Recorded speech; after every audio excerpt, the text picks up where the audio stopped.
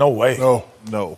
Wouldn't even consider? No, not even consider it. No. Well, I would ask him, do you feel something? If he says, yeah, I feel something, sit him down. But I don't think that's the toughest thing about being a player. We always want to play. Yeah, you always want to play. So I wouldn't play him. But that's the toughest thing. That's the toughest decision you have to make as a coach. You ask your players to be honest with you, and Ernie, we all lie. Yeah, we all lie because it's not normal. Like, do I want to play in the playoffs? You know it's going to be a hostile environment. You think you can help your team. But I would not play him in Game 3. The first time he would see action, if it was me, would be Game 5. Really? At home? Back at home. Back at home. Yeah, back at home. Game 5. Well, I think it would. For me, it would depend on how Game 3 went. That's what I would do. I would not play him Game 3.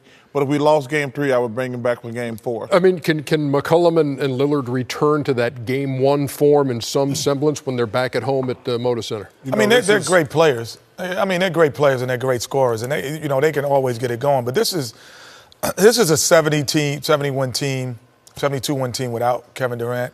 I know they don't have a couple of their pieces, Harrison Barnes is being one, but this is still a component of those three guys that know what they're doing, and it actually puts Steph Curry and Draymond Green back into their natural role and actually get shots for Klay Thompson. So they can play this way for 15 to 20 games. Can they win an NBA championship without Kevin Durant? No way. You're not going to get by San Antonio, and you're not going to get by a Eastern Conference winner.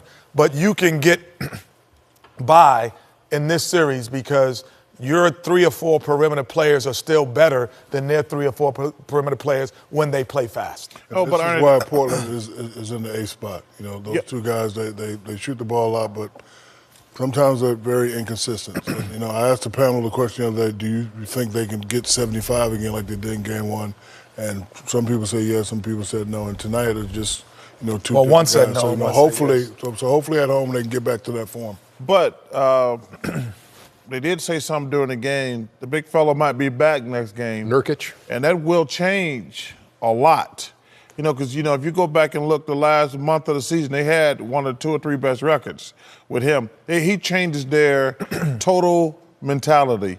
He allows them to get easy baskets, and it really opens up the floor for Little and McCollum to drive to the baskets because you can't lead the big fella. Yeah. So that, to me, if Nurkic is back, that changes the game. But I'd wait to after Game 3 if I was to make a decision on Durant.